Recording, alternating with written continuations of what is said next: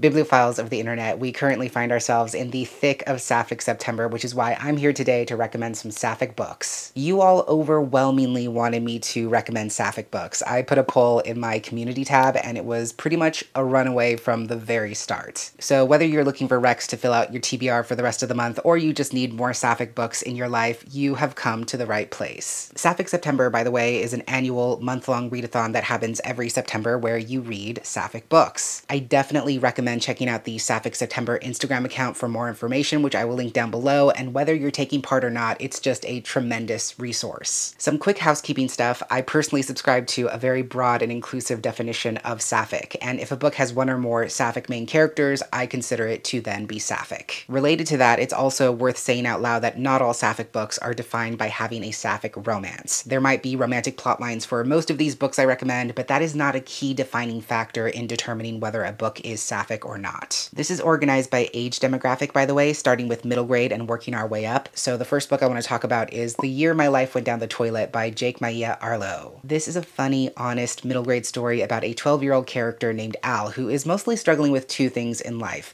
Number one, her stomach hurts all the time and she doesn't know why. And number two, she's almost 100% certain that she likes girls. This is supposed to be a charmingly awkward and endearing look at the many indignities of middle school life. It's also intersectional because we have a disabled main character who eventually is diagnosed with Crohn's disease. And yeah, from what I understand, it's just a cheeky, heartfelt, coming-of-age story where Al is learning to accept all these quote-unquote unspeakable parts of her life. Next is a very recent release called Crushing It by Erin Becker. This is a queer sports book about Mel, who is the captain of her soccer team and ready to lead her team to victory in the upcoming championship. But off the field, her life is kind of a mess. Her friend group has broken up and her ex-friend, now teammate, Tori, is also giving her some grief. Her only safe space is a text conversation where she shares her secret poetry with an online friend. You know I love queer sports stories, so this one has been on my radar for quite some time. It seems like it's going to balance friendship dynamics, growing up, becoming a leader, navigating the intersection between school life and personal life, so if you're into that, you should check it out. Then we have one of my favorite middle grade books that I love to recommend, and that is Drumroll Please by Lisa Jen Bigelow. This is a Sapphic summer camp story. It's about a young drummer named Melly who's going to a music camp with her best friend for 2 weeks. However, as excited as she is to be there, she's also very conscious of the fact that back home her parents are newly divorced and figuring out how to divide up Melly's life. And on top of that, she also just might be falling for another girl at camp. Like I said, I love this book so much. It's fun, it's got great summer atmosphere, it's adventurous, you get to enjoy seeing Melly and her friends learn more about music and form these new friendships at camp,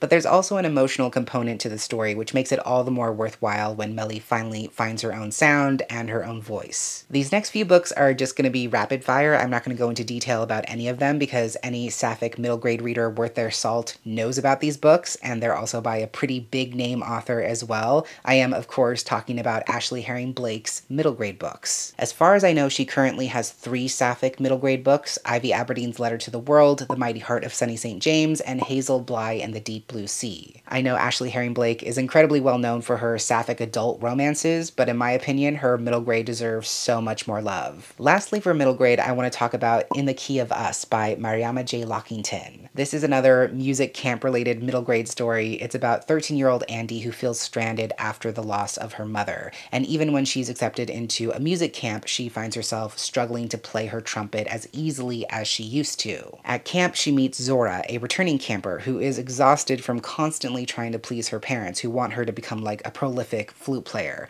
And so together they connect over loss, insecurity, and their hopes for the future. As a musician, I love stories about music, musicians, the fine arts, so on and so forth, so this one's another one that's been on my radar for quite some time and appeals to me in a lot of different ways. It sounds really sweet and sincere, and I think it's definitely worth looking up. Moving on to YA, first I want to start with You Don't Have a Shot by Raquel Marie. This is a queer Latina YA romance about Vale, whose entire life is soccer, but when she starts a fight during a playoff game with her ex-friend and longtime rival Leticia, it seems like the future she's been working so hard for is crashing down around her. Vale escapes to her childhood soccer camp for the summer to get away from everything and enjoy some time with her friends, only to find out that she will be co-captaining a team with none other than Leticia for a game that could put them both in front of college scouts. This is such a great rivals to lovers sports romance. Vale is an incredibly messy, angry, selfish character who loves soccer more than anything or anyone, but she actually has kind of a toxic relationship with the sport. I love when stories give characters the space to make mistakes and learn from those mistakes, and this is absolutely one of those stories. It's really gratifying to see the romantic relationship and Vale's sense of self grow alongside each other at the same time. This is a massively underrated queer YA story that I absolutely recommend. Next up is a title you've heard me talk about recently if you saw my August wrap-up, and that is Libertad by Bessie Flores Zaldivar. This is a YA coming-of-age story set entirely in Honduras during 2017, when the country was facing a rigged presidential election threatening to tear the very fabric of society apart. Our main character is Libertad, who finds solace in writing radical political poetry on her secret social media account,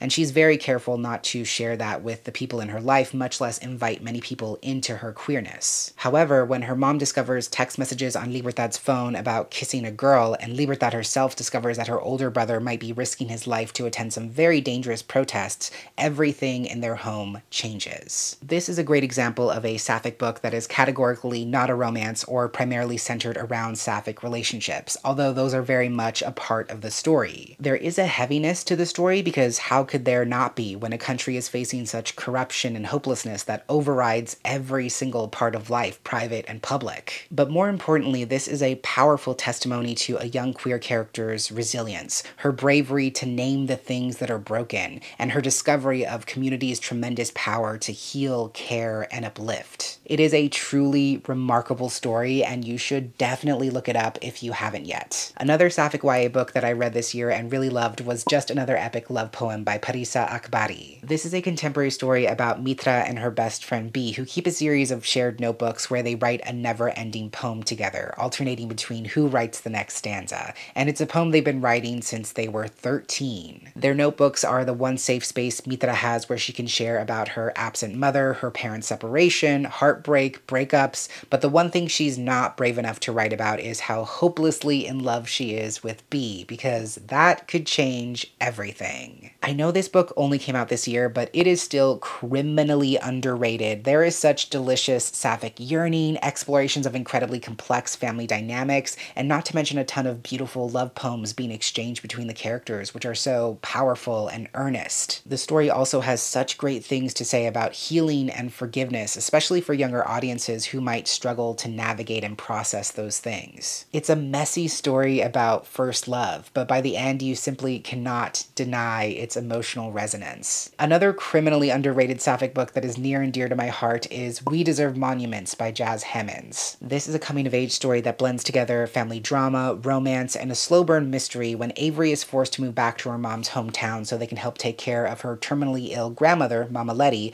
even though her relationship with Avery's mom is hostile at best. There's very obvious tension between Avery's mom and Mama Letty, and something happened between them in the past, but they absolutely refuse to address it. But even though Avery expects to have a miserable time, she also finds herself falling for the girl next door and surprisingly making friends. This story to me is so incredibly gratifying in so many ways. It's tackling generational pain, racism, queer coming of age, and a long-buried town mystery in such a way that every one of those pieces is beautifully intertwined with the others and also absolutely done justice. It's an ambitious story that doesn't lose sight of any of those emotional dynamics, and for me that makes it all the more worthwhile as the story hurtles headfirst towards its inevitable conclusion. Another book you might have heard me mention before is If You Still Recognize Me by Cynthia So. This is another coming-of-age story about Elsie, who has a serious crush on Ada, one of her best friends in the world. But she's never actually met Ada in real life because they live an ocean away from each other and connect primarily on the internet. But regardless, Elsie has decided this is the summer she's going to tell Ada how she really feels.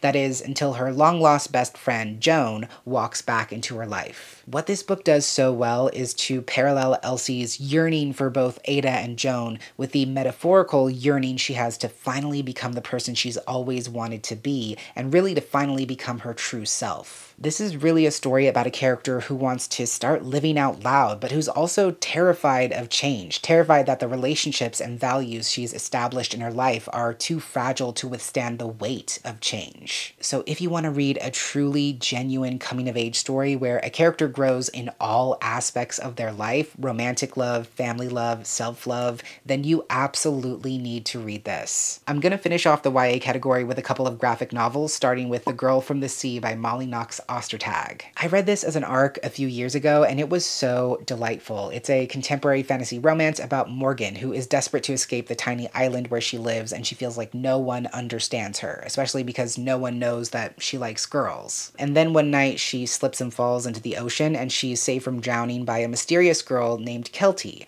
They become fast friends, and suddenly life on the island doesn't seem so bad anymore. Except Kelty definitely has her own secrets. Like I said, this is a really fun and sweet fantasy romance. We don't get enough sapphic romances with Selkie characters, so I appreciate this graphic novel for giving us that. I enjoyed my time with this one and would definitely recommend it. I haven't read it yet, but I think I've heard that Molly's latest graphic novel, The Deep Dark, is also sapphic, so you might want to also look that one up. And to close out the YA category, I'm going to talk about The Princess and the Grilled Cheese Sandwich by Dea Muniz. This is a YA sort of fairy tale romance comic about a young lady who wants to live her life on her own terms without ever entering into marriage with a man. Relatable content. However, the law of the land states that women cannot inherit, so when her father unfortunately passes away, she does the only logical thing, which is to disguise herself as a man and move to the capital city to start over as a count. And even though she's trying to keep a low profile, the beautiful Princess Bree catches her attention. But as the two of them grow closer, will she be able to keep her secret? I haven't read this one myself yet, but I've heard really great things. I love queer cross-dressing stories so much, especially when that aspect of cross-dressing reveals something true about the character or allows them to live a more fulfilling queer life. The art style looks fun, it seems really endearing and heartwarming with a bit of a fairy tale feel to it, so this would be great if you're looking for more sapphic comics. Moving on to adult books, I absolutely have to start with the Masa and Pleiti novellas from Malka Older, the first of which is The Mimicking of Known Successes. This is a cozy sci-fi murder mystery set in a distant future where Earth has completely collapsed, so humankind has moved on to colonize Jupiter, and that's where investigator Masa lives and works. At the beginning of this first novella, a man mysteriously goes missing, and the trail leads Masa back to the planet's most prestigious university where her ex, Pleiti, happens to study Earth's pre-collapse ecosystems. Even though Pleiti is not an investigator herself, she is incredibly observant, so Masa takes her on as a consultant of sorts as they work through the case. Not to put too fine a point on it, but these novellas are so fucking delightful. If you enjoy a very Holmesian dynamic, as in Sherlock Holmes and Dr. Watson, in your murder mystery romances, then look no further than this. These novellas are such a smart blend of cozy mystery, sci-fi, and second chance romance. Even though they're set in a distant future, there's something about the writing and the setting that feels very classic and timeless. It's not intimidating to get into the story, especially because there are two dynamic characters at the forefront. These novellas are so fun. There are two that are currently out so far, and I'm begging y'all to read them so we can hopefully get some more. A recent release that seems to be in the same vein is Time's Agent by Brenda Peinado, which recently came out in August. This is another sapphic sci-fi novella written by a Latina author. It's about a couple where one wife is a biologist and the other wife is an archaeologist, and together they once dreamed about the mysteries they would unlock in their respective fields using pocket universes. However, that was 40 years ago, and now Raquel, the archaeologist, is disgraced, and her wife, Marlena, lives in a pocket universe that Raquel wears around her neck.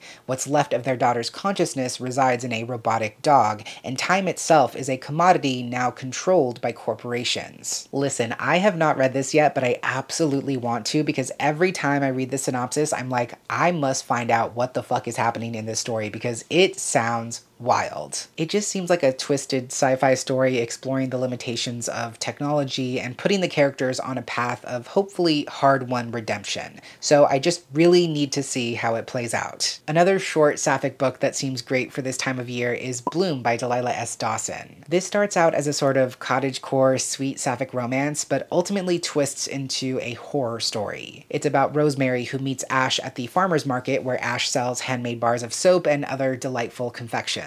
They instantly connect with each other and rush headlong into an all-consuming, passionate romance, but the more time they spend together, the more Rosemary finds that she might be the one who's being consumed. I heard about this book what feels like a million years ago when the author described it as if Hannibal were for the sapphics. And honestly, that's all I need to know. If you saw my August wrap-up, you already heard me sing this next book's praises, but I will happily do it again. And I am, of course, talking about The Palace of Eros by Quero de Robertes. This is a deeply sapphic Greek myth retelling. It's a queer, gender-bent take on the story of Psyche and Eros. Psyche is an incredibly beautiful, mortal woman who draws the attention of men near and far, until people start saying that she's even more beautiful than Aphrodite herself. Aphrodite is incredibly threatened by that, and she curses Psyche's family and their land in retaliation. And it gets to the point where Psyche's father has no choice but to seek the oracle's advice. He's instructed to tie Psyche to a rock on a cliff face and leave her there to die at the hands of a monster, which he does. But instead of being ravaged by a monster, Psyche is saved by Eros, a non-binary deity and Aphrodite's offspring, and she whisks Psyche away to this palace she's created for them that's far from the eyes of both humans and gods. To say this book is beautiful is an understatement. It is nothing short of divine, no pun intended. And so much of the story is just dedicated to healing from cycles of violence, interrogating what it means to truly be safe, and making space to discover what feels good and right and true about yourself. It's so wonderfully told in a way that feels urgent and relevant, but at the same time still pays homage to the tradition of ancient Greek mythology and storytelling. If you love Greek mythology retellings, this one absolutely has to be on your list. Next, I could not make this list and not talk about the criminally underrated duo that is The Best Bad Things and Rough Trade by Catrina Carrasco. This is a deviously genderfucky and acutely bisexual historical mystery thriller set in 1887 in the Pacific Northwest. We're following a Mexican-American former covert agent known as Alma, who was actually dismissed from her last agency because she has a tendency to go undercover as a man, which not a lot of people like. She now works under Delphine as part of the West Coast smuggling ring, and when product goes missing at their Washington Territory outpost, Alma is tasked with tracking down the thief and recovering the drugs. And to do that, she dons a new disguise and starts living her life full-time as Jack Camp. I cannot even tell you how fucking good these books are. They're thrilling, they're suspenseful, they're intense. Jack is such an incredible character who toes this moral line between her past as a government agent and her present as an undercover smuggler. She gets shit done, but she's also not afraid to get her hands absolutely filthy in the process. And she's also not afraid to push the boundaries of gender and sexuality. Living her life as a man fills her with a different kind of power, and she's not afraid to explore the extent of that power in everything she does. If you want to hear me talk even more effusively about these books, especially Rough Trade, you can check out, I believe, my June wrap-up. I hope you didn't think I was going to get through this list without recommending Lucky Red by Claudia Cravens, because of course. This is a queer Western also set in the late 1800s and following Bridget, who was orphaned at a very young age when she and her father were crossing the Kansas prairie and her father suffered a fatal snake bite. So she arrives penniless and alone in Dodge City, but her bright red hair and pretty looks lead the local brothel/tavern to take her under their wing as a service girl where she actually thrives. But when Spartan Lee, a legendary gunfighter, rides into town and stops by the brothel, Bridget falls hard and fast. Little does she know this passionate affair will inevitably bring heartbreak and betrayal, setting her on her own path of gunslinging revenge. Say it with me, female rage is sacred. Female rage is absolutely fucking decadent. And the way this story takes its main character on a journey from innocence and shelteredness to hardened, bloodthirsty vengeance is incredible in more ways than one. It's also a great testimony to found family as Bridget comes into her own as a brothel girl and bonds with the other women she works with, protecting them and also being protected by them in return, especially in this environment that's so dangerous. The story has great payoff, it's action-packed, it has everything you could possibly want in a great Western story, including an epic Western showdown, but also the trajectory it sets Bridget on from beginning to end is so cathartic and satisfying as well. If you're looking for more sapphic novellas, I also have to recommend Even Though I Knew the End by C.L. Polk. This is a historical fantasy mystery with angels and demons, and honestly, I shouldn't have to say anything else, but I will. When the story begins, the main character has already sold her soul in exchange for saving her brother's life, and she's offered one last job tracking down a notorious serial killer before serving her sentence of eternity in hell. Initially, she refuses the case because it's too dangerous and she wants to avoid these pockets of divine monsters in Chicago. But then the client sweetens the deal and offers her a chance to instead have a future where she actually grows old with the woman she loves. This story is so incredibly on brand for me. It has elements of queer history, occult magic, murder mystery, divine creatures, the eternal struggle between heaven and hell, and it's all presented effectively and concisely in this really cool little package. And in so many ways, the story is showing how light and darkness, morality and depravity, heaven and hell are part of a fundamentally symbiotic relationship where both sides feed off each other and depend on each other to exist. And even though socially those opposing concepts are assigned completely different moralities, sometimes they're just using different means to ultimately achieve the same things. I love that kind of commentary. I love how the story delivers on the action, suspense, magic, and mystery in really interesting and inventive ways. If any of those things vibe with you, then you should definitely read this. Penultimately, I want to talk about a book that has recently been released by the time you see this, and that is A Dark and Drowning Tide by Allison Saft. From what I know, this is like a queer gothic fantasy story with an academic rivals to lovers pairing at the center. It's about a folklorist named Lorelei who embarks on an expedition with 6 eccentric nobles as they search for a fabled spring that is said to contain untold power. But the expedition gets off to a rocky start when its leader, Lorelei's mentor, is found murdered aboard their ship. And obviously the suspects are the 5 remaining expedition companions who each have their own possible motives. Now in charge of the mission herself, Lorelei is desperate to find this enchanted spring before the murderer strikes again. I cannot wait to read this. I have been anticipating it for such a long time, and it's also Allison Saft's adult debut, which is really exciting. Once again, this is just 100% up my alley in every possible way. I love a locked door murder mystery, I love queers turned sleuths and mysteries on ships, and I love deadly expeditions. Plus there's magical forests, dragons, shapeshifters, an insufferable yet enticing academic rival on board, and a bit of a romance there. I have been waiting forever to read this one, and I just think it's going to be a perfect, atmospheric, sapphic fall story to lose yourself in. Last but certainly not least, as a nod to one of my besties who keeps telling me this book is very much my brand, I wanted to mention The Fall That Saved Us by Tamara Jarree. Unsurprisingly, this is another Nephilim demon type story. It's a sapphic paranormal fantasy about Cassiel, who's given up the family tradition of demon hunting and left her sacred angelic duty firmly in the past. Now she pours all her time and energy into New Haven Books, her own small bookstore. But when a succubus arrives to claim her angel-touched soul, Cassiel's hunter instincts immediately reignite. However, despite those instincts, she's also attracted to this succubus, and what starts off as a dangerously fatal seduction morphs into a bargain that neither of them expect. I just know with my whole heart that I'm absolutely gonna vibe with this once I finally pick it up. Again, it just ticks so many of my boxes, especially with this struggle between divinity and depravity, but I feel like the story is also going to explore healing from religious trauma and finding a way to reclaim the truest parts of yourself. That's a message that's very near and dear to my heart, and even though I haven't read this one myself yet, you might want to check it out when you get a chance. So those are a ton of sapphic books that will serve you well whether you're doing Sapphic September or just want to read more sapphic books in general. Obviously, this is not a complete list by any means, and if you have your own recommendations, feel free to share those down below in the comments. Thank you so much for watching. I hope you enjoyed, and until next time, educate yourself, be kind to yourself, take care of yourself and others, and I will catch you on the flip side of the page.